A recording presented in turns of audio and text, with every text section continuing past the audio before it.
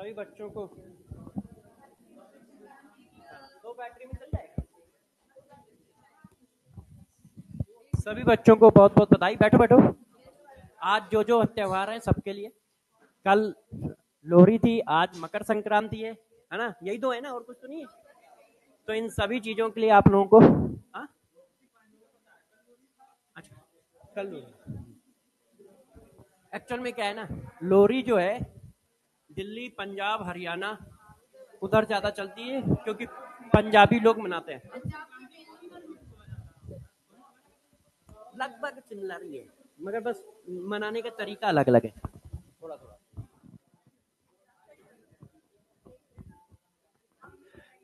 Actual में festival है, festival को मनाने के तरीके अलग अलग हैं, लगभग सेम होता है।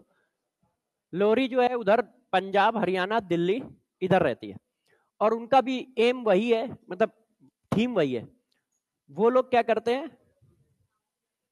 आग जलाते हैं, जैसे होली जलाते हो आप, वो बस होली जलाते हैं। तो उस आग को आप चाहे होली बोल लो, उसी तरह से बड़ी बड़ी लकड़ियां लगाते हैं, बस रंग नहीं खेलते हैं, ठीक है। हाँ, और उसके साथ वही सब खाते हैं जो आप लोग, गजक, मूंगफली, पॉपकॉर्न, ठीक है। दही चूड़ा नहीं खाते हैं, ये सब खाते हैं। गजक गजक होता है, मूंगफली होती है, गुड़ के लड्डू होते हैं, ये सब होता है।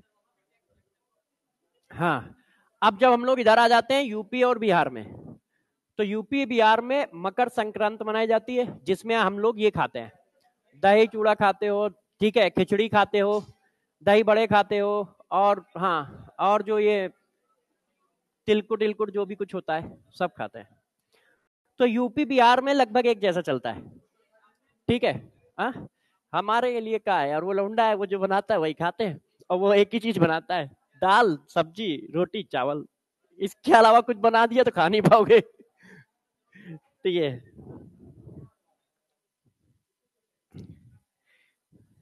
तो आप सभी लोग घर में एंजॉय करें, और जो हॉस्टल में है वो बिल्कुल मेरी तरह ही एंजॉय करें, मस्त रहें। दही चूड़ा का मतलब क्या होता है? दही है और खिचड़ी है कि चूड़ा, वो जो जिसका पोहा बनता है वो आए? नहीं, तो उसको करते क्या है, मिला देते हैं, मतलब उस चूड़ा को कुछ तो बनाते होंगे। हाँ, उसको दही में ऐसे डाल दिया। अच्छा, हाँ, उसको मतलब सॉफ्ट करने के लिए, जैसे पोहा बनाते हैं। हाँ, समझ गया। पोहा बनाना तो मुझे आता है। उसको क्या है ना, पहले थोड़ा सा 2-3 मिनट या 1-2 मिनट उसको करके, हाँ, फ्राई कर दो, बस, बहुत इजी है। अच्छा, वैसे अच्छा रहता है वो। जो यूपी बिहार में जितने भी खाने हैं वो पेट के लिए बहुत अच्छे, आपका स्मूथ रहेगा, आपको कभी दिक्कत किसी चीज की नहीं आएगी। चाहे वो सत्तू होता हो, वो भी बहुत हाइजीनिक होता है, ठीक है। दही चूड़ा दाल चावल ये सब बहुत हाइजीनिक फूड है, ये कभी किसी को तकलीफ देते ही नहीं है, कभी किसी को तकलीफ नहीं देते। और जो उधर के हैं, हरियाणा, पंजाब, दिल्ली, वो इतने स्पाइसी होते हैं कि सबके बर्दाश्त करने की बात नहीं है। हाईली स्पाइसी होते हैं, हाईली मतलब उसमें फैट होता है, सब कुछ होता है। साउथ वाले में भी फैट नहीं होता है, आप उसको भी चाहे जब खाओ कोई टेंशन नहीं है। हाँ, स्पाइसी होता है मगर फैट नहीं होता इतना, उनका बहुत फैट वाला खाना होता है। हम लोग तो बहुत जगह रहे ना, और यदि कहीं तुम वहां फंस गए, बट नहीं नहीं, राजस्थान साइड, तो हरी मिर्च, लाल मिर्ची बहुत खाते हैं। हाँ, बहुत लाल मिर्च खाते हैं, जो राजस्थान में होंगे। हाँ, हाँ, तो वो लाल मिर्च बहुत खाते हैं, मतलब दाल में भी लाल मिर्च डालेंगे, सब्जी में भी डालेंगे, ठीक है, किसी में भी होगा, लाल लाल मिर्च जरूर होगी, पिसी वाली लाल मिर्च जो होती है। हाँ, और गुजरात में फंस गए तो आपको सब कुछ मीठा ही मीठा लगेगा, आपको लगेगा यार ये क्या बवाल है। हाँ, लेक्चर नंबर 4 की 5।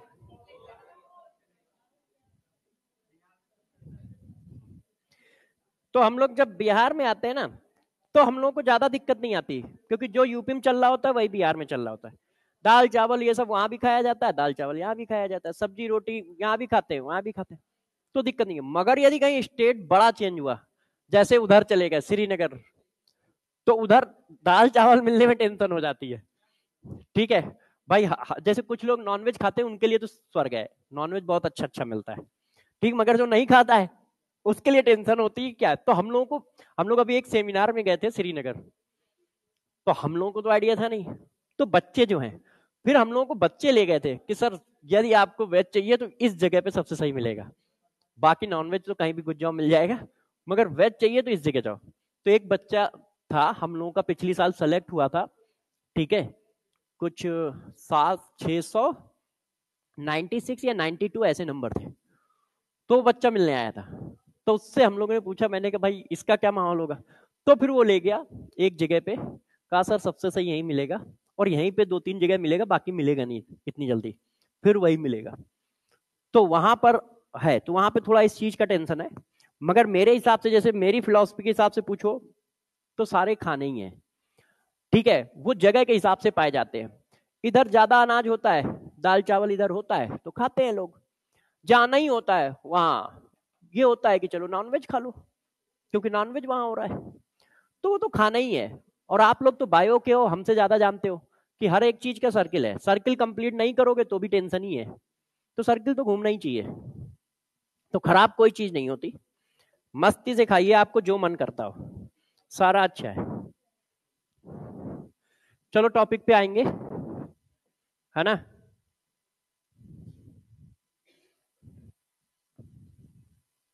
हेडिंग बताना एक बार लास्ट वाली, क्वेश्चन रेशियो तक गया हूं, इसका मतलब आज आपका चैप्टर शायद खत्म हो जाएगा।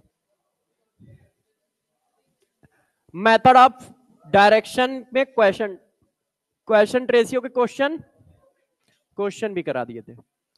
डेल्टा जी और इक्विलिब्रियम वाली इक्वेशन भी निकाल दी होगी, क्योंकि वो मैं एक साथ ही कराता हूं, उस पर ये वाला क्वेश्चन भी मुझे ध्यान है मैंने करा दिया था, ये नहीं कराया है।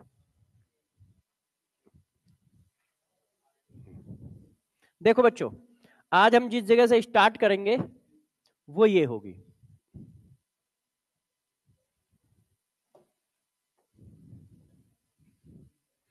आज हम लोग बात करने जाएंगे डिग्री ऑफ डिसोसिएशन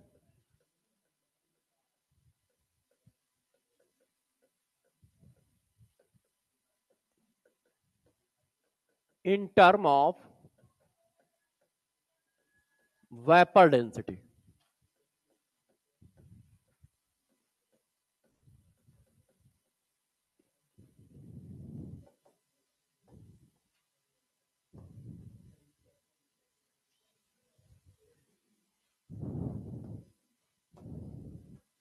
देखो, degree of dissociation in term of vapour density, vapour density के टर्म में डिग्री ऑफ डिसोसिएशन क्या होता है, इस बात को हम लोग डिस्कस करेंगे। कैसे करना है आपको एक बार में ही बताते हैं, आराम से समझने की कोशिश करिएगा, बहुत आसान है, 2 मिनट में हो जाएगा, ठीक है। आप जरा बोर्ड पे नजर बनाएं। हमने एक रिएक्शन मान लिया अपनी तरफ से, A gives n B, guess guess, आप क्या कह रहे हो, आप ये कह रहे हो 1 मोल रिएक्टेंट एन मोल प्रोडक्ट बना रहा है, यही तो कह रहे हो। देखो इसका मतलब क्या हुआ, यही हुआ कि 1 मोल reactant 1 mole reactant form an mole product.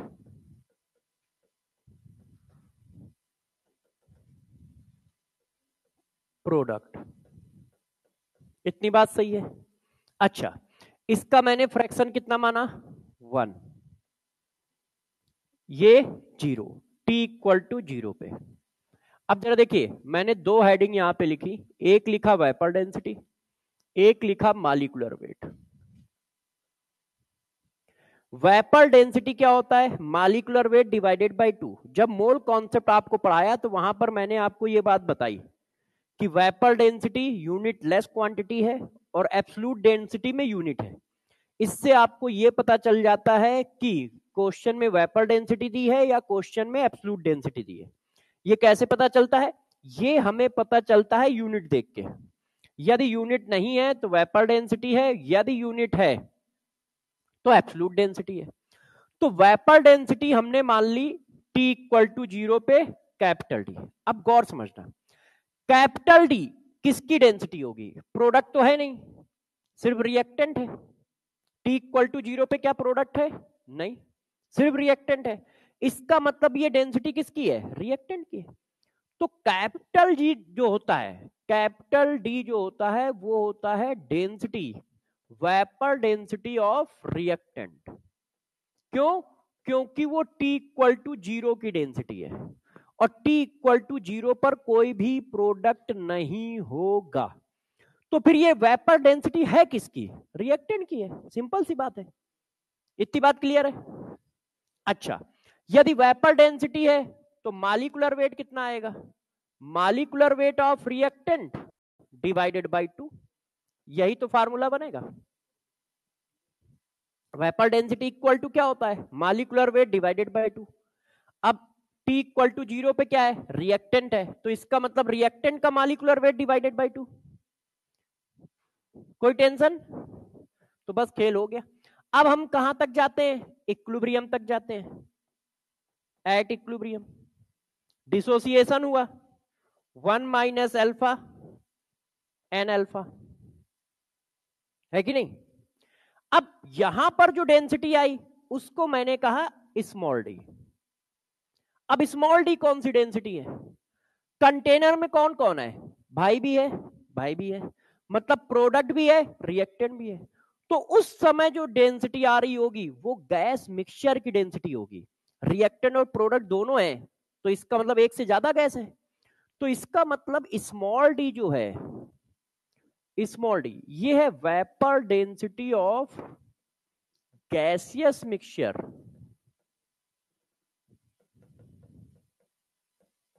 At equilibrium. Equilibrium पर गैस के मिक्सचर की वेपर डेंसिटी है। इतनी बात ठीक है? क्यों? क्योंकि आप कह रहे हो कि इक्विलिब्रियम पे जो डेंसिटी है वो स्मॉल डी है। अच्छा, तो उस जगह पे हमारा ये क्या होगा? मॉलिक्यूलर वेट, जिसकी वेपर डेंसिटी उसी का तो मॉलिक्यूलर वेट लिखोगे। तो क्या आएगा? गैस मिक्सचर के मॉलिक्यूलर वेट को एवरेज मॉलिक्यूलर वेट कहा जाता है। मोल कॉन्सेप्ट में आपको ये डेफिनेशन पढ़ाई है। गैस के मिक्सचर के मॉलिक्यूलर वेट को एवरेज मॉलिक्यूलर वेट कहा जाता है। मैंने वहां आपसे पूछा है कि भाई एवरेज मॉलिक्यूलर वेट क्या होता है? एटम के तो आइसोटोप होते हैं, तो एवरेज एटॉमिक वेट समझ में आता है। मॉलिक्यूल के कोई आइसोटोप थोड़ी बनाए गए। मॉलिक्यूल तो कोई एलिमेंटल पार्टिकल थोड़ी है, मॉलिक्यूल वो तो बनाया जाता है ना। तो मैंने वहां पे पढ़ाया है कि एवरेज मॉलिक्यूलर वेट क्या है? गैस मिक्सचर का मॉलिक्यूलर वेट है। तो ये गैस मिक्सचर की वेपर डेंसिटी है। तो फार्मूला भी क्या है? गैस मिक्सचर की वेपर डेंसिटी तो गैस मिक्सचर का मॉलिक्यूलर वेट, और गैस के मिक्सचर के मॉलिक्यूलर वेट को एवरेज मॉलिक्यूलर वेट कहते हो, डिवाइडेड बाय 2। इतना जो लिखा है वो ठीक समझ में आ रहा है कि कौन सी डेंसिटी कहां की है और वो कैसे लिखा है? तो जब हम इसको सॉल्व करते हैं तो ये आता है alpha equal to capital D minus small D divided by n minus 1 into small d. अब यदि आप, ये क्या है? Degree of dissociation in term of vapour density. ये किस जगह की वेपर डेंसिटी है? ये T इक्वल टू 0 की वेपर डेंसिटी है, जिसका फार्मूला है रिएक्टेंट का मॉलिक्यूलर वेट डिवाइडेड बाय 2। ये किस जगह की वेपर डेंसिटी है? गैस मिक्सचर की वेपर डेंसिटी है, मतलब इक्विलिब्रियम की वेपर डेंसिटी है, जिसका फार्मूला है average molecular weight divided by 2। N क्या है? 1 मोल रिएक्टेंट से कितना मोल प्रोडक्ट फॉर्म होगा, और डी तो आप एक बार बता ही चुके हैं। अब मान लो किसी क्वेश्चन में वेपर डेंसिटी ना देके मॉलिक्यूलर वेट दिए जाए, तो फिर इस फार्मूले को कैसे करोगे? इनकी वैल्यू डाल दो, कैपिटल डी की वैल्यू डाल दो, स्मॉल डी की वैल्यू डाल दो, तो ये ऐसे आ जाएगा molecular weight of reactant average molecular wait at equilibrium divided by n minus 1 average molecular wait. और आप चाहो तो ये वाला फार्मूला याद ना भी रखो तो चल जाएगा। क्यों? मान लो मॉलिक्यूलर वेट देगा तो 2 से डिवाइड करके डेंसिटी निकाल लेंगे, ये वाला फार्मूला लगा देंगे, है कि नहीं? तो आप क्या है, वेपर डेंसिटी वाला याद रख लो। यदि इसकी जरूरत पड़ भी गई तो हम क्या करेंगे? 2 से डिवाइड करके कैपिटल डी निकाल देंगे, 2 से डिवाइड करके स्मॉल डी निकाल देंगे और फिर ये फार्मूला लगा देंगे। तो इसकी कोई खास जरूरत नहीं है, मगर हाँ इसकी जरूरत है हमें। तो आप चाहो तो यह लाना याद करो, सिर्फ यही वाला याद करो। यदि वो एवरेज मॉलिक्यूलर वेट देगा, उसमें 2 से डिवाइड मार देंगे, vapour density of gas mixture आ गई, स्मॉल डी आ गया। कैपिटल डी रिएक्टेंट की होती है, तो उसका तो नाम हमें पता ही होगा, तो मॉलिक्यूलर वेट भी पता चल जाएगा। 2 से डिवाइड कर देंगे, कैपिटल डी आ गया, क्वेश्चन में डाल देंगे, आंसर आ जाएगा। तो सबसे पहली बात क्या हुई कि degree of dissociation in term of vapour density. तो degree of dissociation in term of vapour density कितना होता है? Capital D minus small D divided by n minus 1 into D. Capital D क्या है? मैंने लिख रखा है vapour density of reactant. Small D क्या है? Vapour density of gaseous mixture at equilibrium. N क्या है? 1 मोल रिएक्टेंट से कितने मोल प्रोडक्ट बना है। एन क्या है? 1 मोल रिएक्टेंट से कितने मोल प्रोडक्ट बना है, ये क्या है? एन।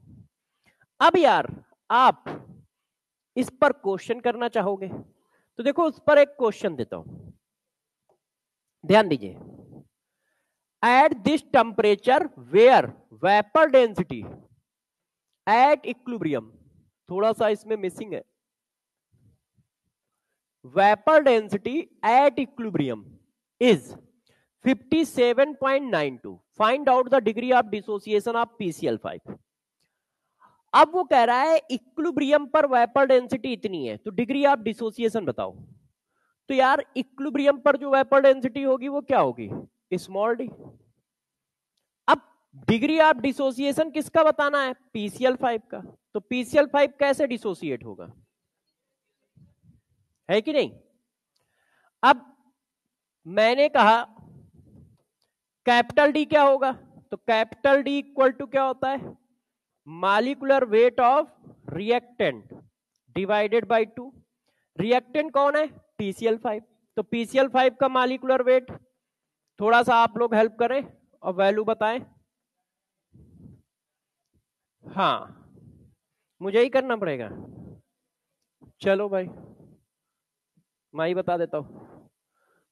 तो देखो 31 प्लस 35.5 इंटू 5, वो ये इतना सारा कैसे आ गया? अच्छा 31 प्लस 35.5 इंटू 5, हाँ डिवाइडेड बाई 2, 104.25, ठीक है। अच्छा एन की वैल्यू कितनी आई? 1 मोल रिएक्टेंट से कितने मोल प्रोडक्ट बनना है? 2 mole. Alpha equal to capital D minus small D N minus 1 into D.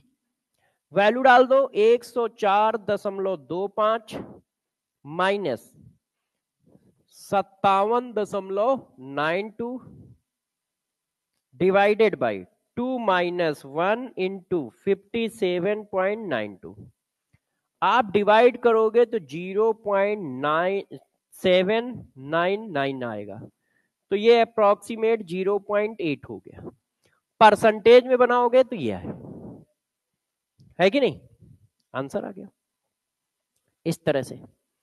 तो देखो इस तरह से आपको करना है यदि कहीं degree of dissociation in term of vapour density बात कर रहा है।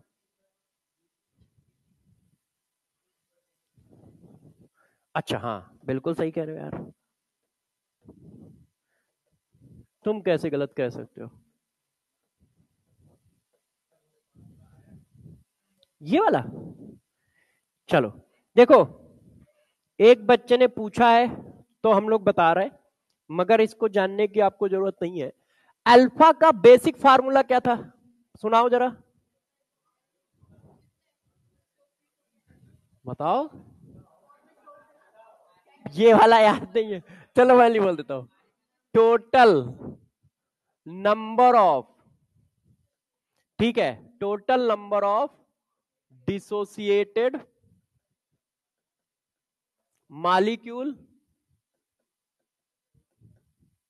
Divided by initial molecule of reactant. ठीक है, ये कब है? जब आप नंबर में लिखो, यहां फ्रैक्शन में चल रहा है भाई, 1 से अल्फा माइनस किया है तो नंबर तो है नहीं, ये तो फ्रैक्शन है ना। तो इस फार्मूले में आप वैल्यू डाल पाओगे? नहीं डाल पाओगे। क्यों? क्योंकि ये नंबर है और ये फ्रैक्शन है। इससे डालोगे तो ये देखो आया, कितना डिसोसिएट हो रहा है? अल्फा।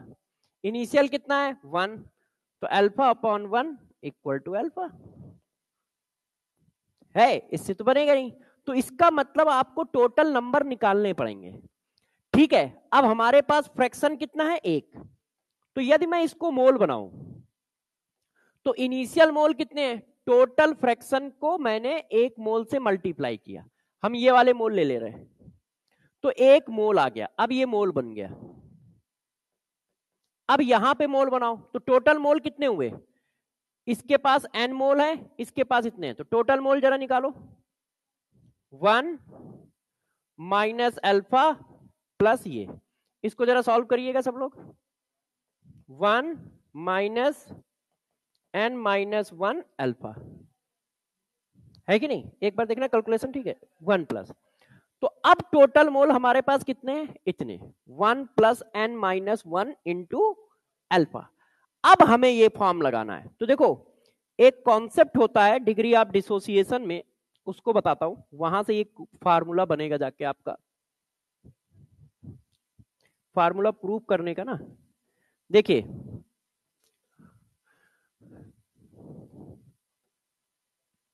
वेपर डेंसिटी, इधर देखो, ये हमारे पास नंबर है, तो इसका नंबर है 1 और इसका नंबर कितना है? ये निकल के आया।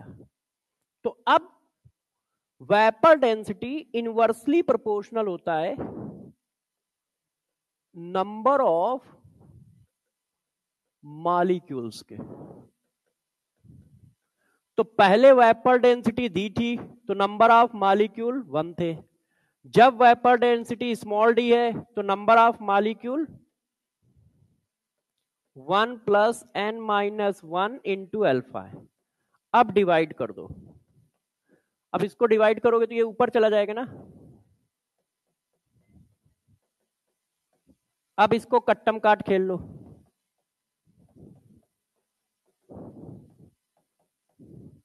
अब इसको इधर उधर कर लो,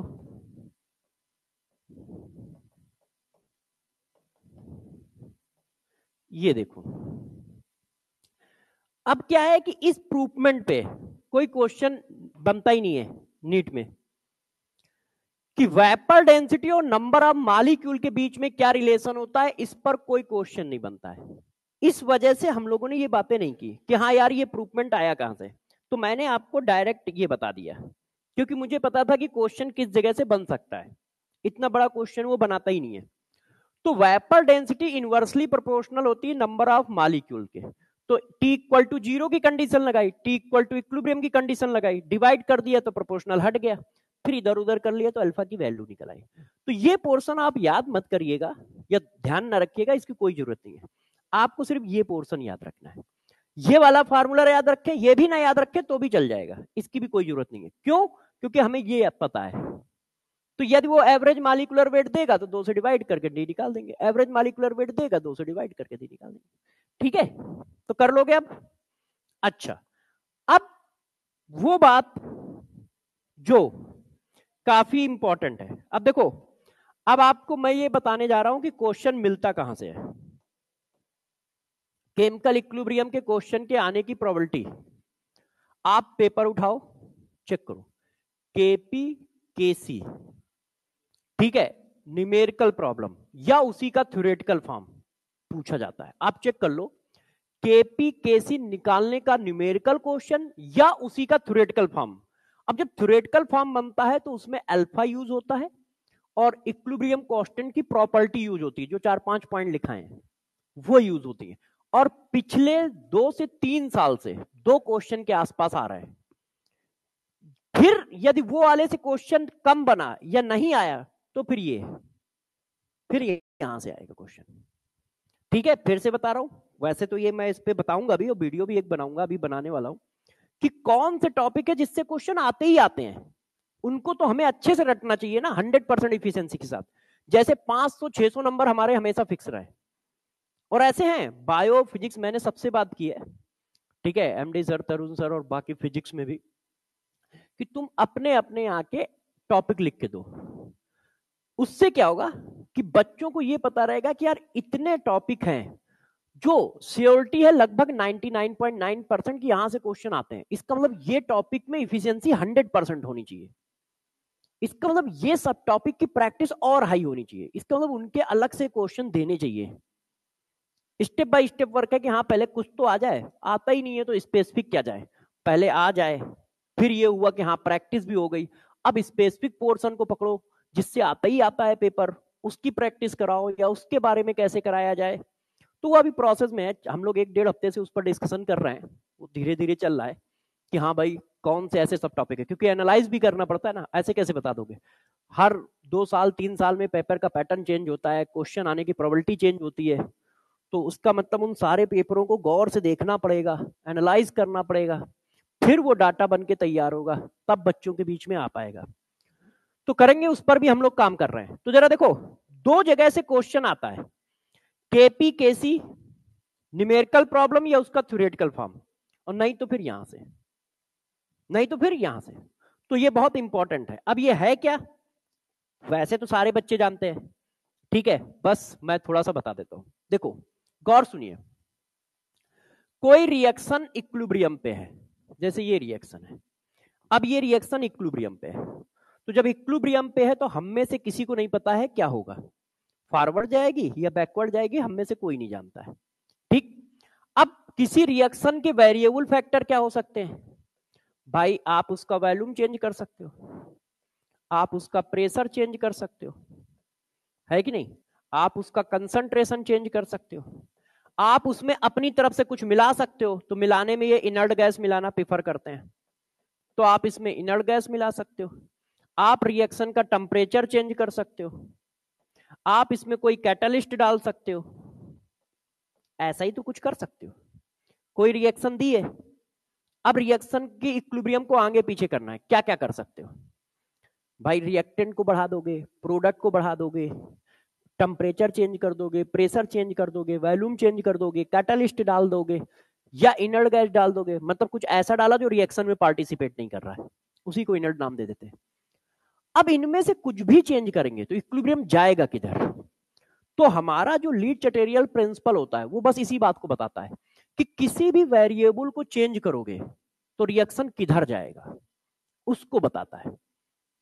क्या चीज बताएगा कि किसी भी वेरिएबल को चेंज करोगे तो रिएक्शन किधर जाएगा, इसको बताएगा वो, ठीक है।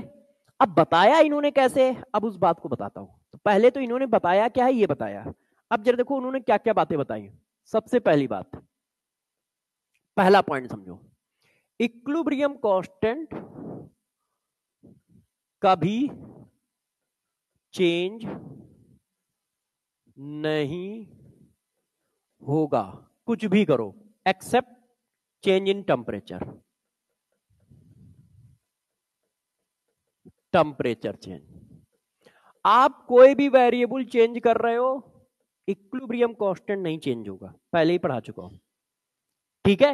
रिएक्शन इधर जाए या उधर जाए, मगर इक्विलिब्रियम कांस्टेंट की वैल्यू कांस्टेंट रहेगी, वो कभी नहीं चेंज होगा। पता चला रिएक्शन फॉरवर्ड गए तो तुमने उठा के इक्विलिब्रियम कांस्टेंट भी चेंज कर दिया, इक्विलिब्रियम कांस्टेंट की वैल्यू कभी नहीं चेंज होगी जब तक टेम्परेचर चेंज नहीं करोगे। दूसरा point, all other variable, other variable concentration, pressure, temperature, sorry volume, ठीक है, etc, change when equilibrium shifted, क्योंकि बच्चे ये बात भूल जाते हैं, हम लोग वर्बली तो बोल देते हैं शिफ्टेड बैकवर्ड या फॉरवर्ड डायरेक्शन, फॉरवर्ड और बैकवर्ड डायरेक्शन। देखो बाकी सब कुछ चेंज होगा, रिएक्शन इधर उधर हिली तो सब कुछ चेंज होगा। हमने ये कभी थोड़ी कहा है कि प्रेशर कांस्टेंट रहता है, कंसंट्रेशन कांस्टेंट रहता है, टेम्परेचर कांस्टेंट रहता है, वॉल्यूम कांस्टेंट रहता है, ऐसा तो कुछ हम लोगों ने बोला ही नहीं है। हमने सिर्फ इक्विलिब्रियम के बारे में कहा है। तो रिएक्शन में कुछ भी हलचल होगी तो सब कुछ चेंज होगा, बस इक्विलिब्रियम कांस्टेंट नहीं चेंज होगा। और कब तक चेंज नहीं होगा? जब तक टेम्परेचर ना चेंज हो। तो बाकी सब चेंज होगा, ये दिमाग में बैठा लो कि बाकी सब कुछ चेंज हो रहा होगा, मगर इक्विलिब्रियम कांस्टेंट की वैल्यू चेंज नहीं हो रही होगी। अब डायरेक्शन पहचानने के लिए भाई ने एक रूल क्या दिया, अब उस पर आते हैं। इनका कहना था इफ एनी वेरिएबल, कौन से वेरिएबल? जैसे हमारे कंसंट्रेशन है, प्रेशर है, टेम्परेचर है, ठीक है, कैटलिस्ट है, इनर्ट गैस है, मतलब कोई भी any variable, if any variable of reaction, कौन सी reaction? Reversible reaction at equilibrium change.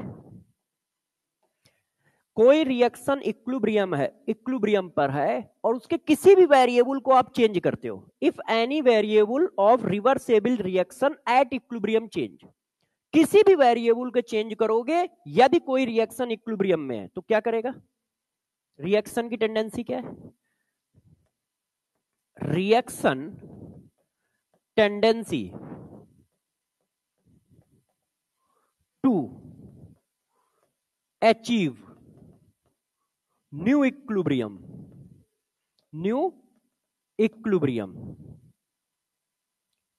Reaction tendency to achieve new equilibrium after some time. तो रिएक्शन की टेंडेंसी होती है कि वो नया इक्विलिब्रियम अचीव करे। अब नया इक्विलिब्रियम अचीव करने के लिए उसको क्या होता है? किसी ना किसी डायरेक्शन में जाना पड़ता है। अब जाना कैसे पड़ता है जरा समझना, वो उस डायरेक्शन में जाती है जिससे वेरिएबल का इफेक्ट खत्म हो जाए। तो रिएक्शन अचीव करता है नया इक्विलिब्रियम। तो अचीव कैसे करता है? तो अचीव करने का उसका तरीका क्या है जरा देखो। सो रिएक्शन, ठीक है, shifted that direction the effect of variable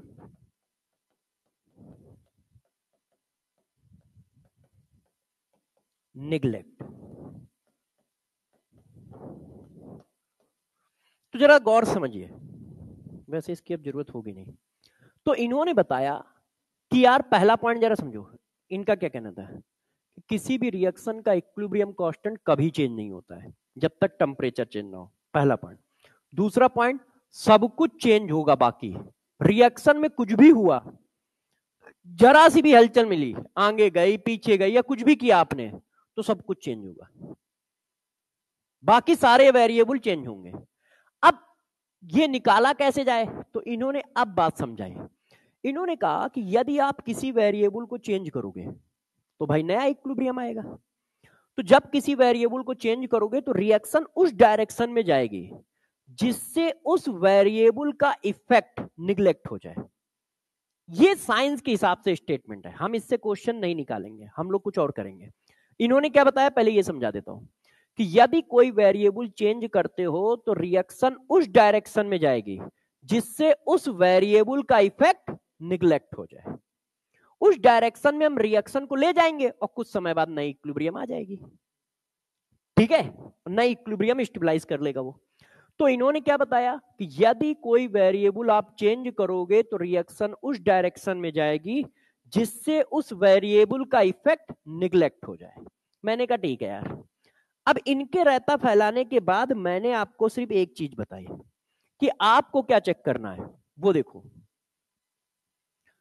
आपको सिर्फ इतनी बात करनी है, ये आपका काम है। आपको क्या करना है?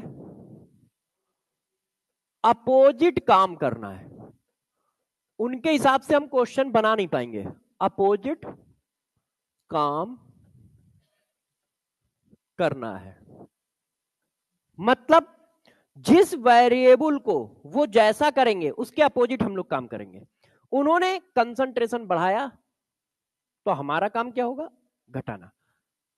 ठीक है, पहला एम क्या है, अपोजिट काम करना, जो वो करेंगे उसका जस्ट अपोजिट करेंगे हम। दूसरा, करने के लिए हमें दिया क्या गया है, हमारे पास सिर्फ इक्विलिब्रियम है, हम सिर्फ इक्विलिब्रियम को आगे और पीछे कर सकते हैं और हमारे पास कुछ नहीं दिया गया है।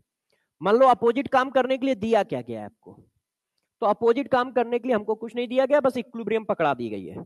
भाई आपके हाथ में इक्विलिब्रियम है, आप उसको आगे ले जा सकते हो, बस पीछे ले जा सकते हो, इतना काम कर सकते हैं। तो हमें ये करना कैसे हो गया, ये करोगे कैसे, तो ध्यान रखना करना कैसे है, इक्विलिब्रियम को फॉरवर्ड या बैकवर्ड डायरेक्शन में शिफ्ट करके, डायरेक्शन में शिफ्ट करके।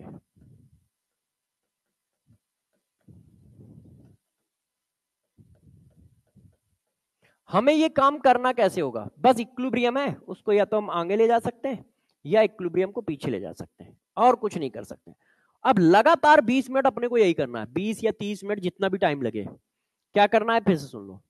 इन्होंने कहा कि आप किसी भी वेरिएबल को चेंज करोगे तो रिएक्शन उस डायरेक्शन में जाएगी जैसे उस वेरिएबल का इफेक्ट निगलेक्ट हो जाए। मैंने कहा ठीक है, मगर अब इससे क्या है, क्वेश्चन नहीं बनता है, कोई चीज समझ नहीं पाते हम लोग, तो मैंने इस चीज को थोड़ा दूसरे स्टाइल में बोल दिया। मैंने कहा जो वो करेंगे उसका हमें अपोजिट काम करना है। अब अपोजिट काम करने के तरीका क्या है, सिर्फ इक्विलिब्रियम है, उसको आगे ले जाएंगे या पीछे ले जाएंगे। तो बच्चों ने कहा ठीक है, तो उसमें हमें दो बात पे ज्यादा फोकस रखना है, एक ये। जब क्वेश्चन चलेगा तो इनमें आप ध्यान ही नहीं दोगे और वहीं पे हमारा क्वेश्चन गलत हो रहा होगा। तो इक्विलिब्रियम कांस्टेंट कभी नहीं चेंज होगा, बाकी सारी चीजें चेंज होंगी, ठीक है।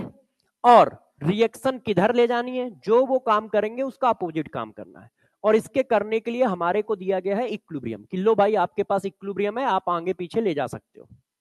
अब हम एक एक करके सारी प्रॉपर्टी पढ़ेंगे, ये जितने भी वेरिएबल है सबका इफेक्ट पढ़ेंगे। तो पहला variable, effect of concentration, effect of concentration. आपको बस अपनी बातें याद रखनी है, हमें क्या करना है, अपोजिट काम करना है, हमें सिर्फ अपोजिट काम करना है और कुछ नहीं करना है। तो जरा देखो अपोजिट काम अब करना कैसे है। अब वो क्या कर सकता है, पहले वो क्या कर सकता है फिर हम क्या कर सकते हैं। तो वो क्या कर सकता है भाई, वो ये कर सकता है, कंसंट्रेशन ऑफ रिएक्टेंट, वो क्या कर सकता है, इंक्रीज कर सकता है। और क्या कर सकता है,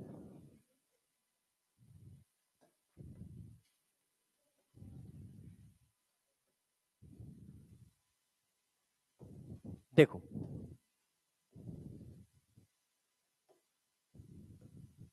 कंसंट्रेशन ऑफ रिएक्टेंट डिक्रीज कर सकता है कि नहीं। या तो भाई कंसंट्रेशन को बढ़ा सकते हो या घटा सकते हो। अच्छा, तुम कंसंट्रेशन ऑफ रिएक्टेंट बढ़ा घटा सकते हो तो प्रोडक्ट भी बढ़ा घटा सकते हो। कंसंट्रेशन ऑफ प्रोडक्ट बढ़ा सकते हो, कंसंट्रेशन ऑफ प्रोडक्ट कम कर सकते हो, दो ही काम तो कर सकते हो। हमें बाहर से कुछ नहीं मिलाना है, मतलब कोई दूसरी चीज नहीं मिलानी है, रिएक्टेंट और प्रोडक्ट है। तो मैंने कहा इफेक्ट ऑफ कंसंट्रेशन, तो इफेक्ट ऑफ कंसंट्रेशन में कितनी पॉसिबिलिटी है, तो इफेक्ट ऑफ कंसंट्रेशन में 4 पॉसिबिलिटी है। या तो तुम कंसंट्रेशन को बढ़ा पाओगे रिएक्टेंट के, या रिएक्टेंट के कंसंट्रेशन को घटा पाओगे, या प्रोडक्ट के कंसंट्रेशन को बढ़ा पाओगे या प्रोडक्ट के कंसंट्रेशन को घटा पाओगे। अब देखो ये काम किया है भाई ने, हमें तो अपोजिट काम करना है। उसने कहा कि रिएक्टेंट का कंसंट्रेशन इंक्रीज हो रहा है, तो हमें क्या करना है, अपोजिट, हमें क्या करना है, कम करना है। अब कम करने के लिए हमारे हाथ में इक्विलिब्रियम है, किधर जाएं कि रिएक्टेंट का कंसंट्रेशन कम हो जाए। तो रिएक्टेंट के कंसंट्रेशन कम होने का एक ही तरीका है कि रिएक्शन डिसोसिएट हो, है कि नहीं। अब रिएक्शन डिसोसिएट तभी होगा जब रिएक्शन को आगे ले जाओगे। तो मैंने क्या किया, इक्विलिब्रियम को आगे शिफ्ट कर दिया। यदि इक्विलिब्रियम को फॉरवर्ड डायरेक्शन में शिफ्ट कर देंगे तो उसने रिएक्टेंट का कंसंट्रेशन बढ़ाया, अब वो डिसोसिएट हो गया तो अपने आप कम हो गया। हमें अपोजिट करना है। वो बढ़ाएगा तो हम कम करेंगे, वो कम करेगा तो हम बढ़ाएंगे।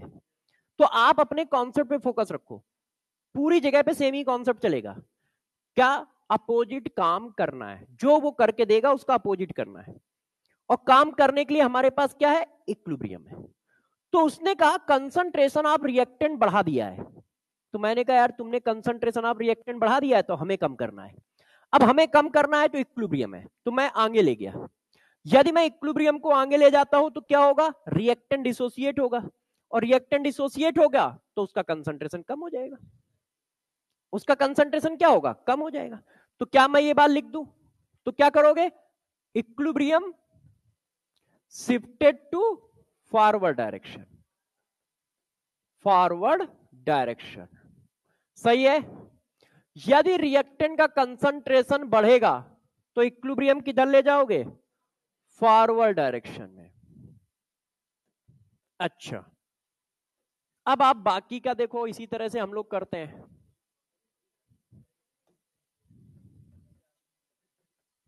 अब हम लोग दूसरे पॉइंट पे आते हैं।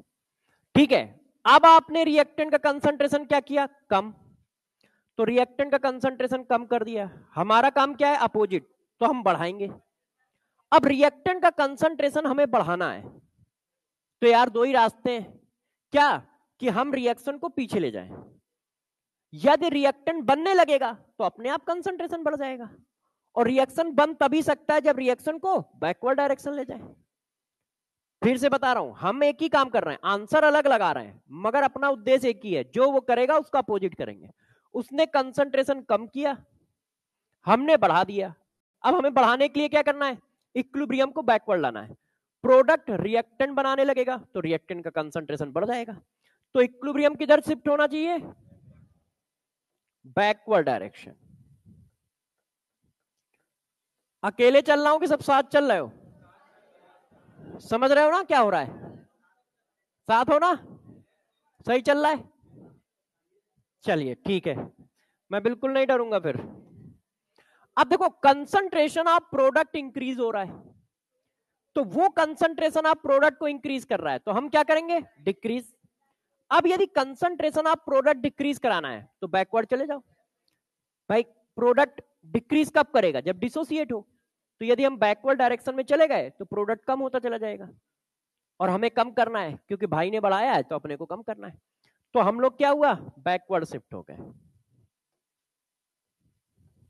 तो यदि कंसंट्रेशन ऑफ प्रोडक्ट बढ़ाया जाएगा तो इक्विलिब्रियम बैकवर्ड डायरेक्शन में जाएगा।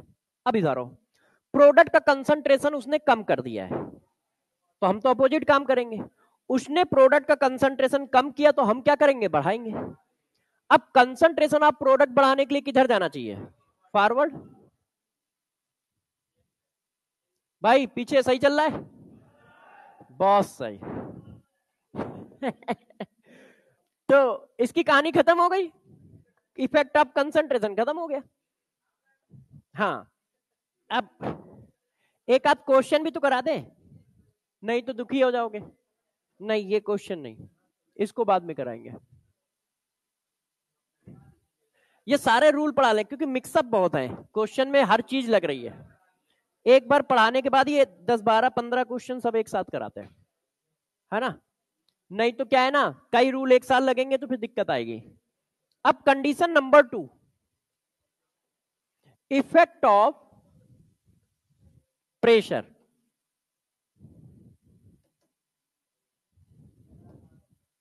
Effect of pressure. अब जरा देखो, प्रेशर के इफेक्ट की बात करते हैं। तो प्रेशर के इफेक्ट की बात करने से पहले थोड़ा कॉन्सेप्ट अपने क्लियर कर लेते हैं।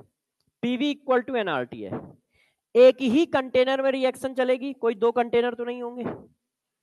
इक्विलिब्रियम रिएक्शन जो भी हो रही होगी एक ही कंटेनर में हो रही होगी, तो सभी के लिए क्या है? टी सेम है, सभी के लिए आर सेम है, सभी के लिए वी सेम है, तो ये सब प्रोपोर्शनल कांस्टेंट में चले गए। इसका मतलब मोल बढ़ेगा तो प्रेशर बढ़ेगा, मोल कम होगा तो प्रेशर कम होगा। यहां तक क्लियर है? हाँ हाँ, अच्छा हाँ, वो पॉइंट मिस कर दिया है, अभी बता देता हूं। तो इसकी बात समझ गए सब लोग? क्या हुआ, हम लोगों ने क्या बताया कि यदि मोल बढ़ेगा तो प्रेशर बढ़ेगा, मोल कम होगा तो प्रेशर कम होगा। क्यों? क्योंकि एक ही कंटेनर में यदि रिएक्शन हो रही है तो सबके लिए टेम्परेचर सेम है, सबके लिए आर सेम है, सबके लिए वी सेम है कि नहीं? तो इसका मतलब यदि मोल बढ़ेगा तो प्रेशर बढ़ेगा, प्रेशर बढ़ेगा तो मोल बढ़ेगा। इसका मतलब यदि हमें कहीं प्रेशर बढ़ाना है तो हम मोल बढ़ा देंगे, क्योंकि प्रेशर तो दिखेगा नहीं, मोल विजुअल है, रिएक्शन के कोफिशिएंट तो दिखते हैं। तो यदि हमें प्रेशर कम करना है तो हम मोल कम कर देंगे, है कि नहीं? तो चलो अब फिर से आ ले पहला पॉइंट, आप प्रेशर को या तो बढ़ा सकते हो या प्रेशर को कम कर सकते हो। भाई कंटेनर का प्रेशर है तो कंटेनर के प्रेशर में दो ही पॉसिबिलिटी है, या तो कंटेनर का प्रेशर कम कर दिया या कंटेनर का प्रेशर बढ़ा दिया, और क्या कर पाओगे, है कि नहीं? तो मैंने लिखा या तो हम प्रेशर इंक्रीज करेंगे, इफेक्ट ऑफ प्रेशर में, pressure of close container increases, या तो हम बढ़ाएंगे या हम कम करेंगे, दो में से कोई एक काम कर रहे होंगे। और कोई पॉसिबिलिटी है? नहीं। तो जब कोई पॉसिबिलिटी नहीं है तो हम लोग करेंगे भी नहीं। अब जरा देखो, ये आया बी पॉइंट ऐसे। अच्छा, अपना क्या है? अपना एक ही रूल है, जो करोगे उसका अपोजिट करेंगे। कॉन्सेप्ट हमने क्या बताया था? कॉन्सेप्ट ये है कि अपोजिट काम करना है। अब जरा देखो, अपोजिट काम करते हैं। उसने कहा प्रेशर ऑफ क्लोज कंटेनर हम इंक्रीज करेंगे, तो हम क्या करेंगे फिर? डिक्रीज। अब प्रेशर डिक्रीज कब होगा? जब मोल कम होंगे। तो इसका मतलब जैसे कोई रिएक्शन है, थोड़ा रिएक्शन से समझाएंगे तो जल्दी समझ जाओगे। जैसे ये रिएक्शन है, अब बताओ जरा, प्रोडक्ट में कितने मोल हैं? 2। रिएक्टेंट में कितने मोल हैं? 4, है कि नहीं? अब तुमने क्या किया? प्रेशर बढ़ा दिया, तो हम क्या करेंगे? कम। तो प्रेशर कम करना है अपने को, तो प्रेशर कम कैसे होता है? मोल कम हो। तो हम क्या करें? फॉरवर्ड डायरेक्शन में चले जाए, क्योंकि फॉरवर्ड डायरेक्शन में मोल कम है, बैकवर्ड में ज्यादा है। तो आप क्या कर रहे हो? 4 मोल कंज्यूम करके 2 मोल जनरेट कर रहे हो, तो रिलेटिवली 2 मोल कम हो गए ना, है कि नहीं? फिर तुमने 4 मोल कंज्यूम किए, 2 मोल जनरेट किए, तो फिर 2 मोल कम हो गए। तो यदि प्रेशर बढ़ा रहे हो तो हमें क्या करना है? अपोजिट काम करना है। हमें क्या करना है? प्रेशर कम करना है। तो प्रेशर कम करने के लिए हम किधर जाएं? जिधर मोल कम हो, गैस के, क्योंकि प्रेशर गैस की वजह से आएगा। तो जिधर मोल कम हो रहे हो, किसके? गैस के, उससे क्या होगा? प्रेशर कम हो जाएगा। तो इक्विलिब्रियम किधर शिफ्ट होगा? नहीं नहीं, इस रिएक्शन में फॉरवर्ड है, हम तो जर्नल टर्म लिखेंगे ना। तो equilibrium shifted to less number of gaseous mole of reactant और प्रोडक्ट। इतना टैलेंट है यार तुम्हारे अंदर, तुम यहां कहां टाइम बर्बाद कर रहे हो फर्जी में, है कि नहीं? इतनी आवाजें निकाल लेते हो, इसमें तो यार आपको बहुत सारे पैसे मिल सकते हैं। कौन से भाई है?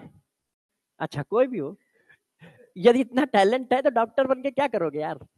फालतू में 6 साल अभी पढ़ाई करोगे, फिर पता नहीं चले ना चले। आवाजें तुम अभी से निकाल लेते हैं, तो अभी से पैसे मिल सकते हैं, उसमें गलत थोड़ी ना है? पैसे कमाने के लिए तो डॉक्टर बन रहे हो, भाई के पास तो पहले से इतना टैलेंट है। पहचान नहीं पाया होगा, हो सकता है गार्जियन ना पहचान पाए, बच्चा तो पहचान गया हो, मगर गार्जियन के सामने कभी आवाज निकाली नहीं, तो गार्जियन समझ नहीं पाए। उन्होंने कहा नहीं यार चलो डॉक्टर बनो चल के, है, जबकि उसके पास इनहेरेंट टैलेंट कुछ दूसरा था। तो मगर कोई बात नहीं। हाँ, एक मिनट, उसको पूछने दो यार, तुम पूछो बेटा।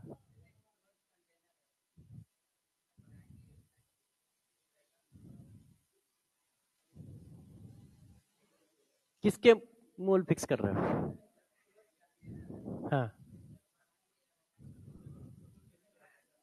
अच्छा चलो हम लोग आपकी बात मानते हैं। एक मिनट, पहले इस बच्चे का क्वेश्चन सबको बता दे। तो क्वेश्चन हमेशा पूछना चाहिए क्योंकि डाउट क्लियर होना ही नॉलेज आना है। ठीक है, देखो इस बच्चे का पहले क्वेश्चन बता देते। इसने कहा कि आप क्लोज कंटेनर का प्रेशर चेंज कर रहे हो, तो क्लोज कंटेनर में रिएक्शन आगे जाए या पीछे जाए, मोल तो कांस्टेंट ही रहेंगे, तो प्रेशर चेंज कैसे होगा, यही है ना क्वेश्चन। अब देखो क्या है, बस यहां पे गड़बड़ हो गई, सारी बातें सही हैं, मोल कांस्टेंट नहीं रहेंगे। अब देखो इसको हम लोग करते हैं थोड़ा सा, इस बच्चे के क्वेश्चन का जवाब देने के लिए हम लोग थोड़ा प्रैक्टिकल करते हैं। सपोज करो बेटा इसके 2 मोल है, इसके 6 मोल है, ठीक है, और इसके 2 मोल है एट इक्विलिब्रियम। अब तुमने प्रेशर बढ़ा दिया, हमें क्या कम करना है, हम आगे चले गए। तो भाई इसका 1 मोल खर्च हुआ, 1 बचा, इसके 3 मोल खर्च हुए, 3 बचे, और इसके 2 मोल फॉर्म हुए तो 4 हो गए। पहले मोल कितने थे, काउंट करो, 10। अब कितने हैं, काउंट करो,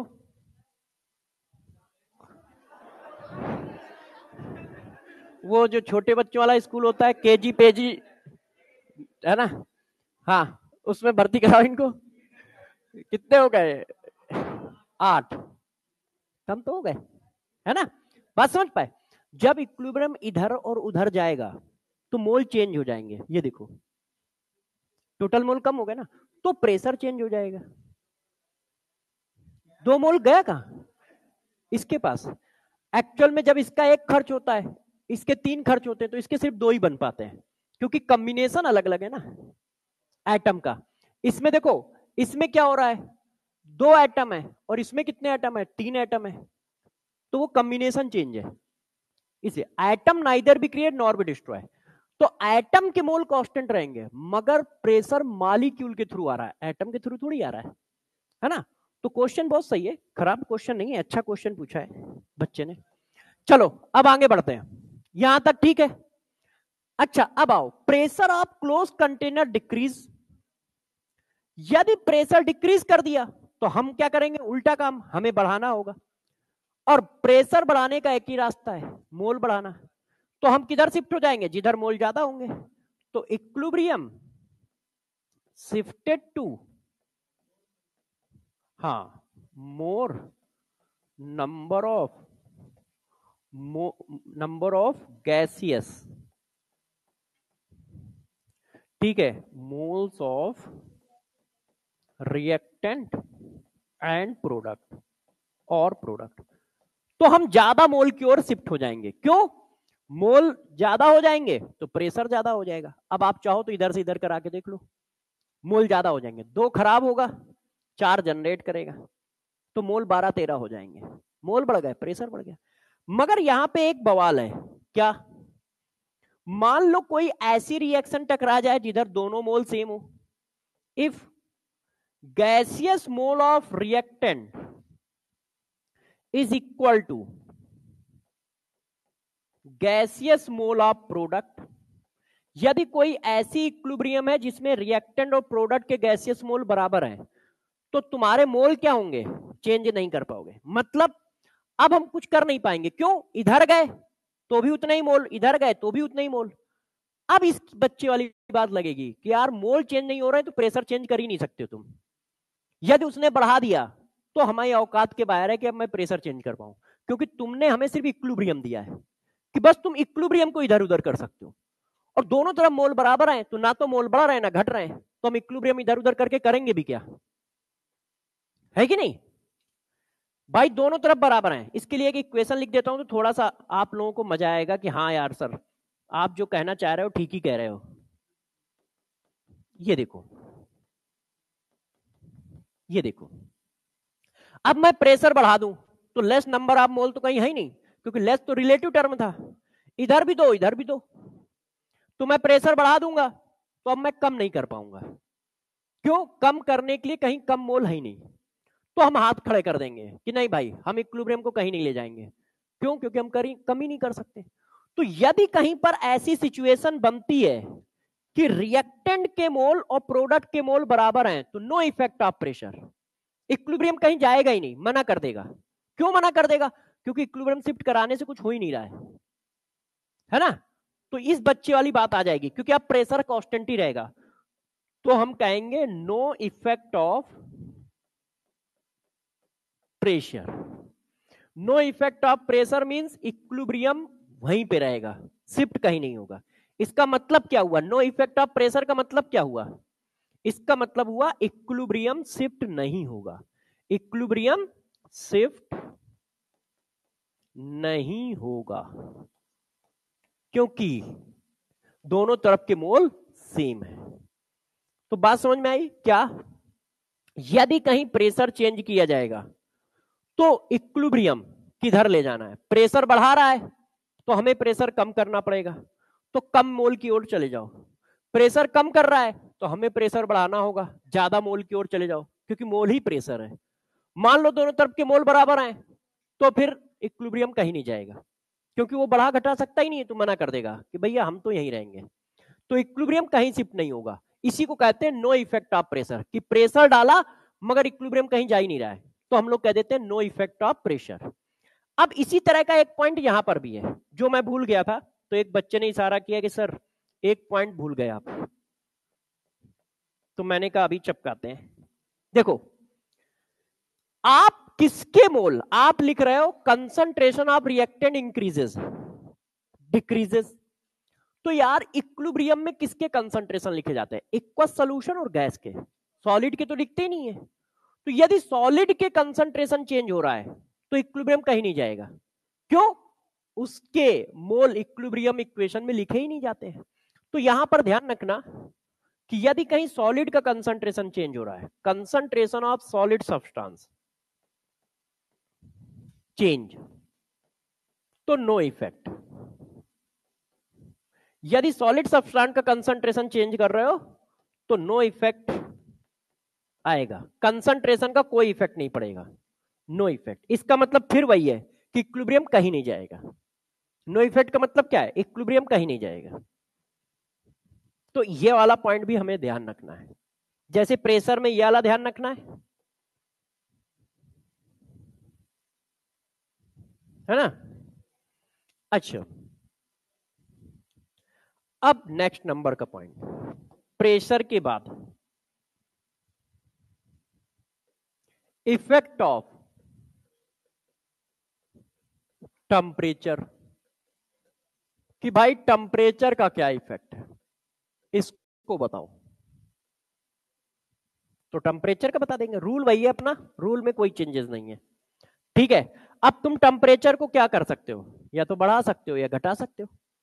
भाई टेम्परेचर कंटेनर का होता है ना, मालिक्यूल का थोड़ी होता है कि तुम एक मालिक्यूल के टेम्परेचर को बढ़ा दोगे। कंटेनर में तो सारे एक ही हैं, एक मालिक्यूल को कहां से पकड़ लोगे, है ना। तो कंटेनर का ही टेम्परेचर बढ़ाना घटाना है। तो आप क्या कर सकते हो इफेक्ट ऑफ टेम्परेचर में? टेम्परेचर या तो हम इंक्रीज कर सकते हैं या हम टेम्परेचर डिक्रीज कर सकते हैं।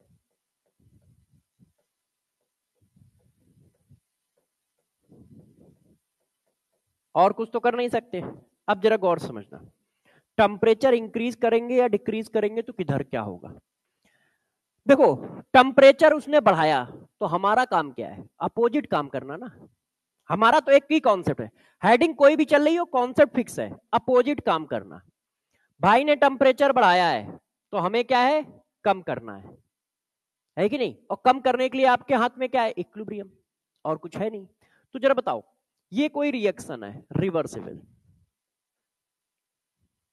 यदि रिएक्शन है तो यार रिएक्शन एंडो होगी या एक्सो होगी। तो जो माने आपका मान लो। तो मान लो मैंने इसको एंडो माना कि ये एंडोथर्मिक है, तो यदि मैंने एंडो कहा तो कौन सी रिएक्शन एंडो है? ए टू बी। इसका मतलब ऑटोमेटिक बी से ए एक्सो हो गई। क्यों? क्योंकि ये स्टेट फंक्शन है, ए से बी जा रहे हैं, पॉजिटिव वैल्यू है, तो बी से ए जाएंगे तो निगेटिव वैल्यू होगी, क्योंकि स्टेट फंक्शन है कि नहीं। तो अच्छा, एंडोथर्मिक का मतलब क्या है? उसको हीट चाहिए, और हीट क्या है? टेम्परेचर। जब टेम्परेचर डिफरेंस होगा तो हीट देनी पड़ेगी या मिलेगी, है कि नहीं। तो ए से बी को हीट चाहिए, तो तुमने टेम्परेचर बढ़ाया, टेम्परेचर बढ़ाने का मतलब हीट दी, तो उसने हीट एब्जॉर्ब कर ली, टेम्परेचर बढ़ेगा ही नहीं। और ये बात आप हमसे ज्यादा समझ सकते हो, क्योंकि हीट कैपेसिटी आप फिजिक्स में खूब दबा के पढ़ते हो कि हीट कैपेसिटी क्या होती है, उसकी डिफिनेशन तुमने वहां पढ़ी है कि हीट कैपेसिटी का मतलब क्या है। आपने वहां पे Q इक्वल टू ML भी पढ़ा है, लैटेंट हीट, तो आपको ज्यादा पता है, क्योंकि आप फेस करते हो, फिजिक्स में फेस चेंज होते हैं कि यहां से यहां तक गया तो कितनी हीट का ट्रांसफर हुआ, तो आप Q इक्वल टू ML भी लगाते हो कि हाँ भाई, क्योंकि वो हीट अपनी एब्जॉर्ब कर रहा है, हीट कैपेसिटी है उसके पास। तो जरा देखो, जैसे ही तुमने टेम्परेचर बढ़ाया तो उसने क्या किया, टेम्परेचर जैसे ही बढ़ाया तो उसने क्या किया, टेम्परेचर को एब्जॉर्ब कर लिया, क्यों, एंडोथर्मिक है, और उस टेम्परेचर से रिएक्शन करा दी, टेम्परेचर कम हो गया, क्यों, हीट एब्जॉर्ब हो गई, तो हीट कम हो गई तो टेम्परेचर कम हो गया, हीट कम हो गई तो टेम्परेचर कम हो गया। तो जब भी टेम्परेचर बढ़ाया जाएगा तो एंडोथर्मिक की ओर रिएक्शन जाएगी, क्योंकि एंडोथर्मिक की ओर जाने से वो टेम्परेचर हीट के फॉर्म में रिएक्शन करने में यूज हो गया, तो टेम्परेचर बढ़ ही नहीं पाया, टेम्परेचर जो है बढ़ ही नहीं पाया, क्योंकि वो टेम्परेचर किस में इन्वॉल्व हो गया, वो हीट किस में इन्वॉल्व हो गई, रिएक्शन करने में, क्यों, क्योंकि तुमने रिएक्शन को आगे या पीछे भेज दिया। तो जब भी कहीं टेम्परेचर बढ़ाया जाए तो reaction shifted to endothermic side, endothermic side. अब पता नहीं रिएक्शन में एंडोथर्मिक साइड किधर हो, टेम्परेचर बढ़ा तो हम एंडोथर्मिक की साइड में जाएंगे, एंडोथर्मिक की साइड में क्यों गए, उसने टेम्परेचर मतलब हीट को एब्जॉर्ब कर लिया, हीट एब्जॉर्ब हो गई तो फिर टेम्परेचर कम हो गया, हमारा काम अपोजिट काम करना था, टेम्परेचर बढ़ाया है तो हमें कम करना है, और टेम्परेचर कम करने का रास्ता क्या है, उधर जाओ जिधर हीट एब्जॉर्ब हो रही हो, तो हीट एब्जॉर्ब हो गई तो अपने आप टेम्परेचर गिर जाएगा, अपने आप टेम्परेचर गिर जाएगा। अच्छा, अब आप समझ ही गए होंगे, अब टेम्परेचर कम है तो हमारा काम बढ़ाना है, तो उधर जाओ जिधर हीट निकल रही हो, हीट निकलेगी तो टेम्परेचर बढ़ जाएगा, तो किधर जाना चाहिए, एक्सोथर्मिक की side, shifted to exothermic side.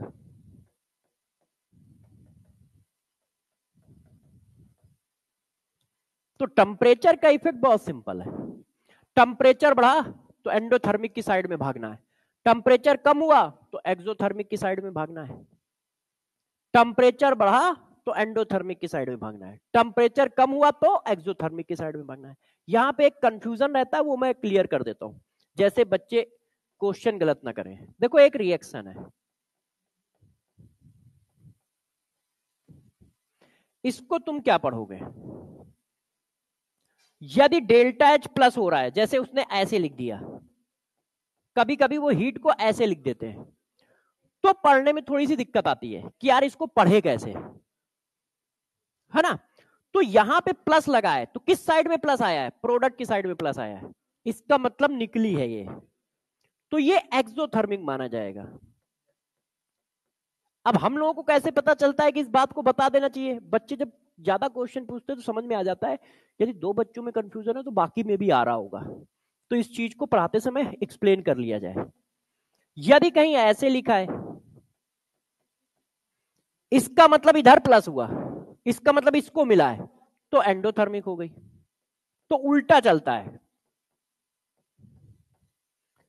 तो यदि क्वेश्चन में ऐसे लिखा हो, प्रोडक्ट के साथ प्लस माइनस लिखा हो, तो जरा ध्यान रखना।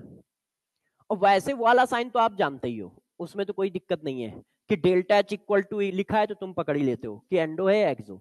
तो एक पॉइंट हमें ये भी थोड़ा सा फोकस रखना है, यहां पे गलती हो जाती है।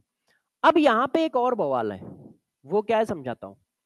आपने डायरेक्शन तो बता दी कि यार टेम्परेचर बढ़ाओगे तो एंडोथर्मिक की साइड में जाना है, टेम्परेचर कम करोगे तो एक्सोथर्मिक की साइड में जाना है, मगर आप जब से चैप्टर चालू हुआ है तब से एक बात और चिल्ला रहे हो कि इक्विलिब्रियम कांस्टेंट सिर्फ टेम्परेचर पे डिपेंड करता है, इक्विलिब्रियम कांस्टेंट सिर्फ टेम्परेचर पे डिपेंड करता है। आज तो टेम्परेचर भी चेंज हो रहा है, तो इक्विलिब्रियम कांस्टेंट का क्या होगा ये भी तो बताना है कि नहीं, कि इक्विलिब्रियम कांस्टेंट का क्या होगा। डायरेक्शन तो आपने बता दी, तो अब जरा देखो इक्विलिब्रियम कांस्टेंट के बारे में कुछ कहानी। टेम्परेचर चेंज करने पे इक्विलिब्रियम कांस्टेंट में कुछ भी हो सकता है। क्यों? इक्विलिब्रियम दोनों तरफ जा सकता है। और आपका इक्विलिब्रियम कांस्टेंट क्या होता है? Product upon reactant.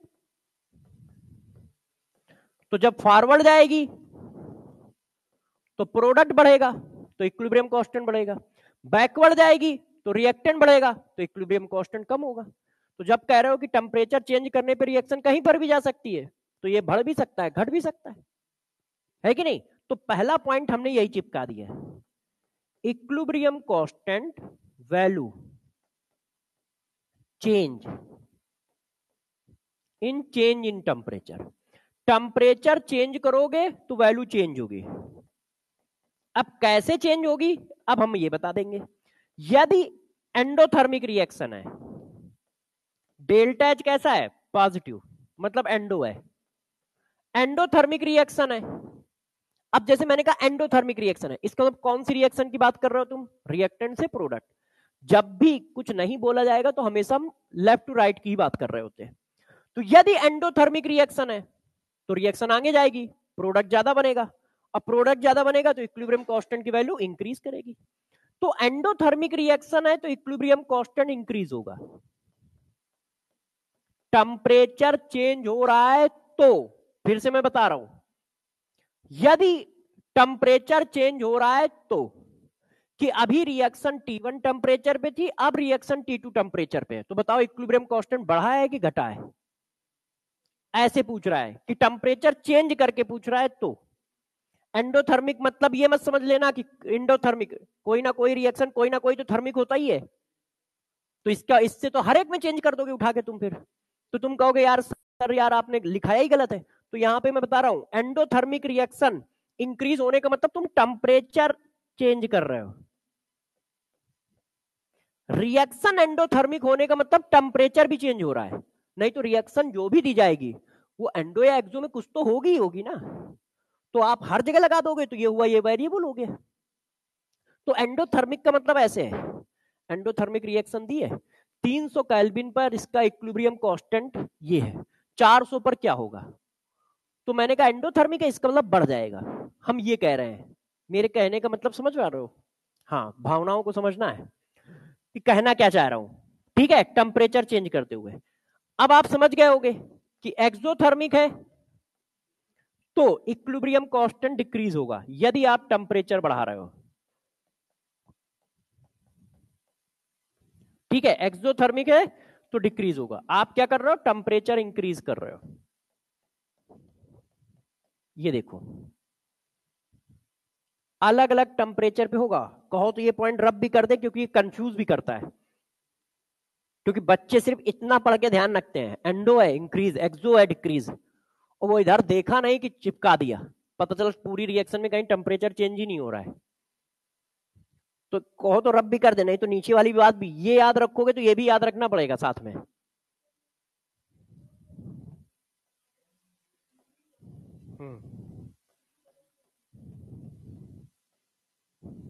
ठीक है, बात समझ पा रहे हो? नहीं तो इसको रब कर दे, फिर से समझो, मैं फिर से समझा रहा हूं। हाँ वही बता रहा हूं, एंडोथर्मिक होने का मतलब रिएक्शन एंडोथर्मिक है। हमने अब रिएक्शन का टेम्परेचर चेंज किया है कि भाई पहले ये रिएक्शन 300 हो रही थी तो इसका इक्विलिब्रियम कांस्टेंट 10 था, अब इसी रिएक्शन को यदि मैं 400 पे करूं तो इक्विलिब्रियम कांस्टेंट 10 से ज्यादा आएगा कि कम आएगा? तो रिएक्शन क्या थी? एंडोथर्मिक, ज्यादा आएगा, मगर आपने टेम्परेचर भी चेंज किया है। एंडोथर्मिक रिएक्शन है, टेम्परेचर चेंज ही नहीं हो रहा है तो इक्विलिब्रियम कांस्टेंट कांस्टेंट रहेगा। एंडोथर्मिक होने से इक्विलिब्रियम कांस्टेंट के चेंज होने का कोई लेना देना नहीं है। एंडोथर्मिक होते हुए टेम्परेचर चेंज होने से इक्विलिब्रियम कांस्टेंट चेंज होगा, मैं ये कह रहा हूं। दोनों कंडीशन एक साथ चलनी है, एक मत याद रखना, क्योंकि तुम एक जरूर याद रखोगे ये वाली, ये नीचे भूल जाओगे।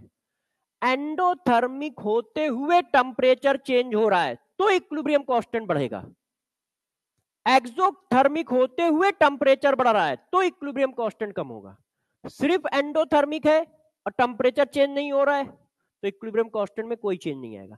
एंडोथर्मिक की वजह से इक्विलिब्रियम कांस्टेंट में कोई चेंज नहीं आता, एक्सोथर्मिक की वजह से इक्विलिब्रियम कांस्टेंट में कोई चेंज नहीं आता है। एंडो के साथ साथ टेम्परेचर चेंज हो रहा है, एक्सो के साथ साथ टेम्परेचर चेंज हो रहा है, तब चेंज आएगा। तो आधा अधूरा यदि तुमने याद रखा तो निगेटिव खूब दाब के आओगे कि हाँ खटाखट निगेटिव चल रहा है। तो इसलिए इसको लिखने से मैं डरता हूं, कई बार क्लास में लिखता ही नहीं हूं। क्यों? क्योंकि मुझे पता है कि यदि किसी बच्चे ने अच्छे से रिवीजन नहीं किया तो ऊपर वाली बात तो आसानी से याद हो जाती है, नीचे वाली बात मिसिंग रहती है। तो आसानी से जो याद होती है उसी हिसाब से वो क्वेश्चन निपटाता रहता है। तो गलत ज्यादा करके आता है पढ़ाने से, सही कम करके आता है। हाँ,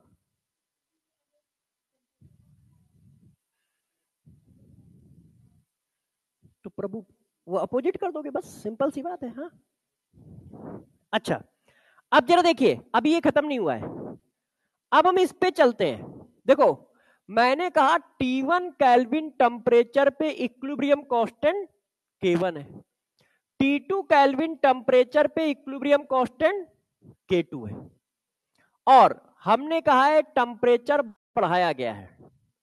ये देखो, टेम्परेचर हमने क्या है, बढ़ाया है। तो रिलेशन क्या आता है, log K2 upon K1 delta H 2.3032 R 1 अपॉन T1 1 अपॉन T2। अब जरा गौर से इस बात को समझिएगा, T1 केल्विन पे K1 है, T2 केल्विन पे K2 है। क्या है ये? Equilibrium constant. क्या है ये? Equilibrium constant. अब यही इक्वेशन केमिकल काइनेटिक्स में भी पढ़ाई है, तो बच्चे सबसे ज्यादा तो इसी जगह कंफ्यूज हो जाते हैं। केमिकल काइनेटिक्स में डिट्टो लिखा है, यहां EA लिखा है। जब एक्टिवेशन एनर्जी होगी तो ये रेट कांस्टेंट होंगे, और जब डेल्टा H होगा तो ये इक्विलिब्रियम कांस्टेंट होंगे। दोनों का रिप्रेजेंटेशन सेम है। रेट कांस्टेंट को भी आप K से रिप्रेजेंट करते हो, इक्विलिब्रियम कांस्टेंट को भी K से रिप्रेजेंट करते हो। तो बच्चे दोनों इक्वेशन में कभी कभी ये भी भूल जाते हैं कि यार कौन सी इक्वेशन कहां चिपकानी है। तो जब यहां डेल्टा H है तो ये क्या है? Equilibrium constant. यहां एक्टिवेशन एनर्जी है तो ये रेट कांस्टेंट है। तो कोई भी एक याद कर लो तो दूसरी अपने आप याद है। यदि यहां एक्टिवेशन एनर्जी है तो ये रेट कांस्टेंट है, यदि यहां डेल्टा H है तो ये इक्विलिब्रियम कांस्टेंट है। क्लियर है इतनी बात? अच्छा, अब इस जगह पे आप चाहो तो केस बना सकते हो। जो मैंने बातें पीछे लैंग्वेज फॉर्म में समझाई थी, अब वो मैथमेटिकल प्रूव आएगा।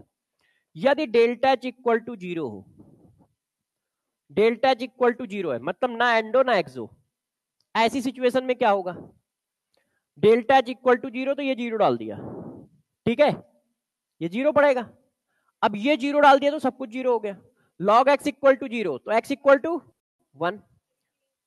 मैंने एक दो क्लास पहले या कल की क्लास में पढ़ाया होगा एक, और मैंने कहा था ये मैथ्स का कॉन्सेप्ट याद रखना, हम बार बार यूज करेंगे। log x इक्वल टू 0 तो x equal to 1, log x equal to positive value तो x equal to greater than 1, log x equal to negative value तो x equal to less than 1। वो मैं बार बार यूज कर रहा हूं, तीसरी चौथी बार अभी यूज करने जा रहा हूं। डेल्टा H इक्वल टू 0 डाला तो ये सारा 0 हो गया। तो log x इक्वल टू 0 तो x इक्वल टू 1, तो इसका मतलब इसकी रेशियो की वैल्यू 1 है। क्यों? x की जगह क्या लिखा है? ये। अब 1 है तो इसका मतलब क्या है? टेम्परेचर का कोई इफेक्ट नहीं, दोनों की वैल्यू बराबर आ रही है। इसका मतलब क्या है? टेम्परेचर का कोई इफेक्ट नहीं। देखो, मगर इस तरह की कोई रिएक्शन होती नहीं है जिसका डेल्टा H 0, मगर मैथ्स के फॉर्म में तो 0 कर ही सकते हैं, पेन कॉपी पे तो कर ही सकते हैं। पेन कॉपी पे तो अपना राज्य है, एक्सपेरिमेंटली कोई चीज मिले ना मिले। तो देखो, यदि डेल्टा H इक्वल टू 0 है तो नो इफेक्ट ऑफ टेम्परेचर, मगर ये सिर्फ थ्योरेटिकल पॉसिबल है।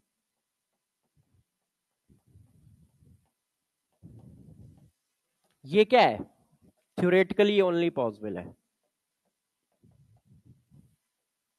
जर्नली ऐसा होता नहीं है, ठीक है। तो पेपर भी आपका थ्योरेटिकली आता है, एक्सपेरिमेंट कर करके तो देखना नहीं है, तो ये चिपका सकता है। अब केस नंबर 2, जो बातें अभी थ्योरेटिकल आप बोल के आए वो यहां पे अपने आप प्रूफ हो जाएंगी। ये देखो, एंडोथर्मिक।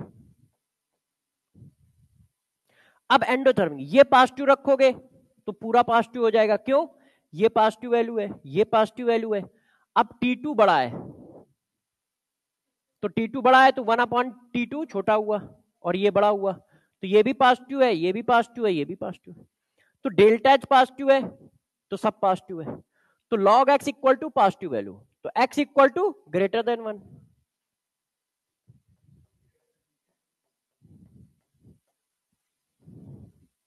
इसका मतलब टेम्परेचर बढ़ाने से k बढ़ गया है, और टेम्परेचर बढ़ाने से k बढ़ा है तो फॉरवर्ड होगा। क्यों? इसका मतलब प्रोडक्ट बढ़ा है। और यही बात हम लोग पीछे बोल के आए हैं कि एंडोथर्मिक रिएक्शन का टेम्परेचर बढ़ाओगे तो रिएक्शन फॉरवर्ड डायरेक्शन में जाएगी। यही बात हम पीछे बोल के आए हैं। यहां पे मैथमेटिकल प्रूविंग है, केस नंबर 3 चिपका दो।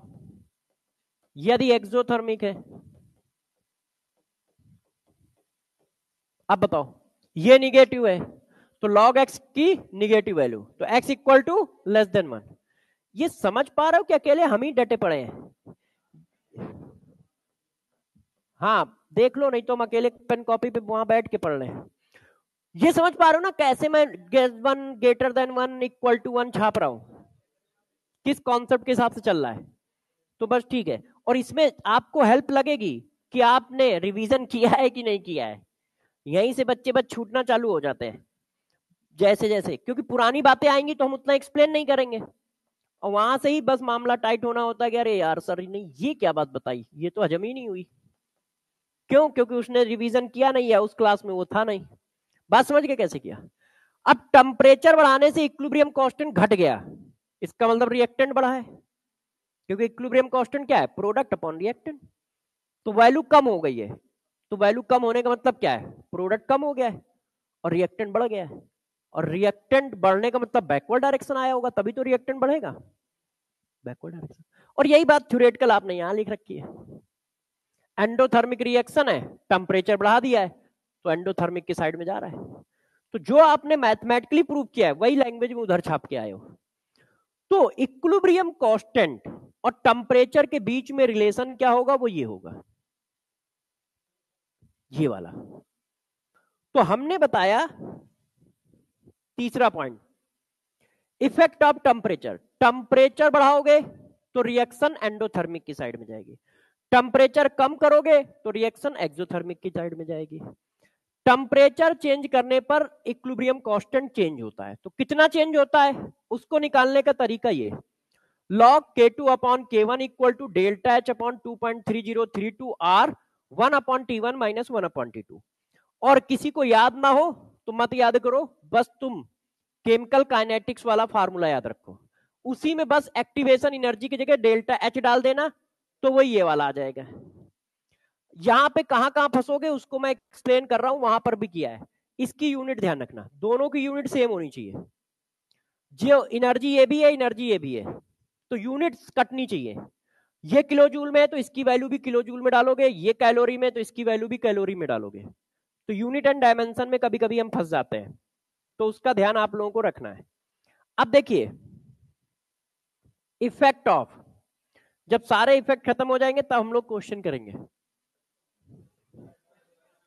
बस अब छोटी छोटी एडिंग है, देखते ही खत्म हो जाती है। इफेक्ट ऑफ कैटलिस्ट,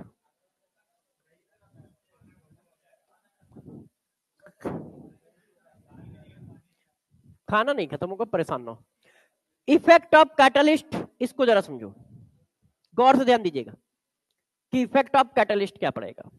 तो देखो कैटलिस्ट क्या इफेक्ट डालेगा, ये बात हम लोगों ने पीछे डिस्कस की है। कैटलिस्ट क्या करता है? रेट ऑफ रिएक्शन को इंक्रीज करता है। अब यहां पर एक कंफ्यूजन है, सरफेस केमिस्ट्री पिछले साल थी, पिछले से पिछले साल, तो बहुत सारे बच्चे जानते भी होंगे। कैटलिस्ट जनरली दो तरह के होते हैं, positive catalyst, negative catalyst. Negative decrease करता है रेट को, पॉजिटिव बढ़ाता है।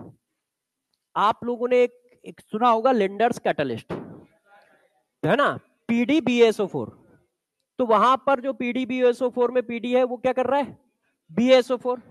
CA भी ले सकते हो, BA भी ले सकते हो। तो वो क्या है?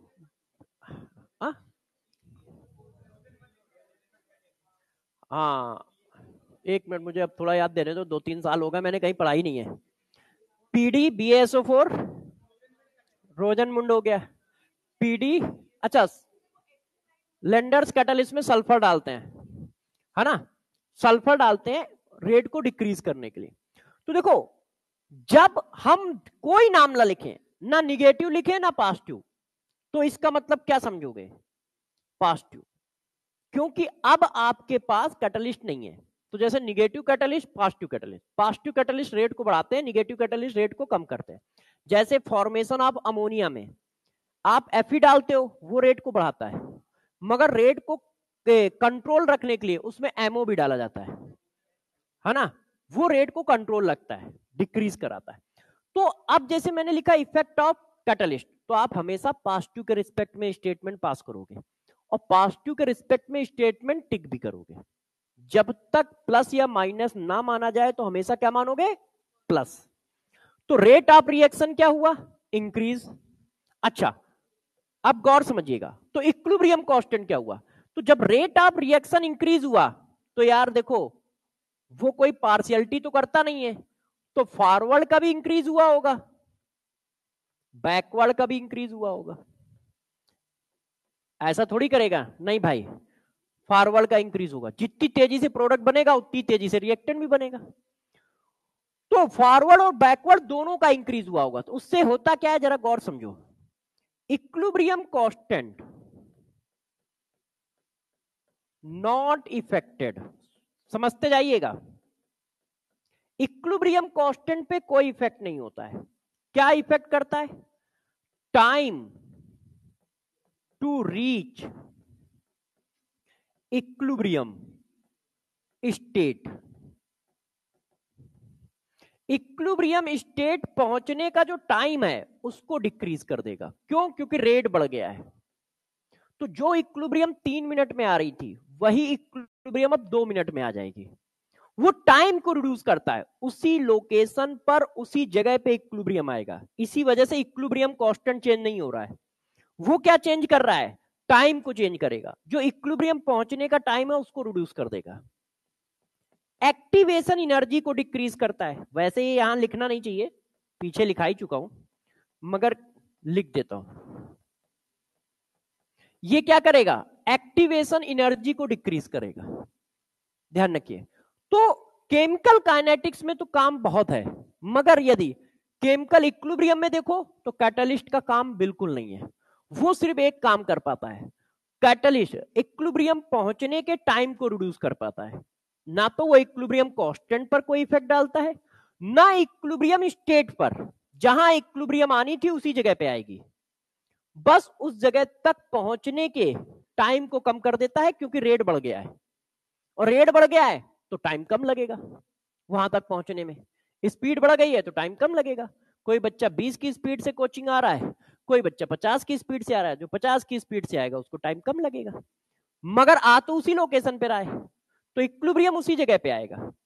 तो इफेक्ट ऑफ कैटलिस्ट में ये पॉइंट, इक्विलिब्रियम वाले 2 पॉइंट है, ये और ये वाला मान लो।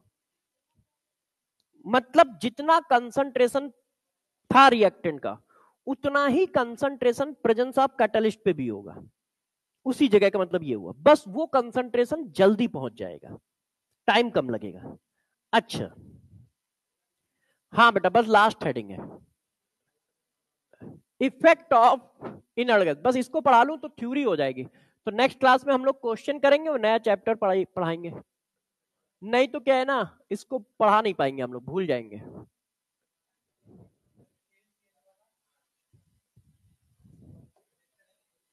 तो वो तो इसके बाद आएगा ना, पहले थोड़ी आएगा। हम लोग यार, अब देखिए इफेक्ट ऑफ कैटलिस्ट। कितने बजे खाना मिलता है?